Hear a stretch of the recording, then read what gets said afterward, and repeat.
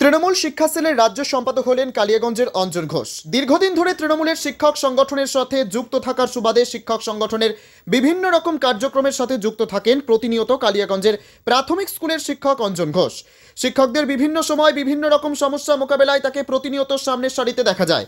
শুধু তাই নয়, শিক্ষাক্ষেত্রে তৃণমূলের সুপ্রিমো তথা রাজ্যের মুখ্যমন্ত্রীর বিভিন্ন প্রকল্প সমাজে বিভিন্ন স্তরে পৌঁছে দেওয়ার ক্ষেত্রে সবসময় অগ্রণী ভূমিকা পালন করতে দেখা যায়, যাকে তিনি হলেন কালিয়াগঞ্জের অঞ্জন ঘোষ। সংগঠনের ক্ষেত্রে অগ্রণী ভূমিকা নেওয়ার জন্য আজ অঞ্জন ঘোষ পেলেন তৃণমূলের শিক্ষা সেলের রাজ্য সম্পাদক। আজ কালিয়াগঞ্জের শহর তৃণমূলের কার্যালয়ে কালিয়াগঞ্জ ব্লকের শতাধিক শিক্ষক শিক্ষিকারা অঞ্জন ঘোষকে ফুলের স্তবক দিয়ে সম্বর্ধনা দিলেন।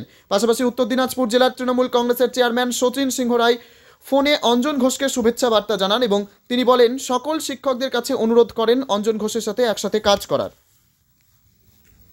সবাই একসাথে আমরা তাকে শুভেচ্ছাটা দিব। আমাদের সুতাইটা আছে, সুতাইটা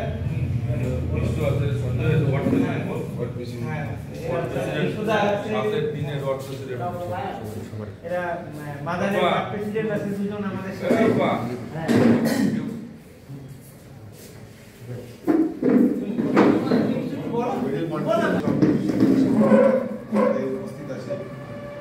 কারণটা হচ্ছে আমাদের প্রিয় কাছের মানুষ অঞ্জন মহাশয় মাননীয় মুখ্যমন্ত্রী মমতা ব্যানার্জির অনুপ্রেরণায় আমাদের প্রাথমিক শিক্ষক সংগঠনের রাজ্য সম্পাদকে মনোনীত হয়েছে।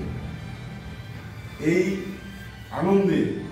আনন্দেই বলবো আমরা সবাই শিক্ষকরা এই আনন্দ, শিক্ষকরা এখানে উপস্থিত আছেন সবাইকে বলবো একসাথে আমরা সবাই মিলে এই অভ্যর্থনাটা অঞ্জনদার হাতে তুলে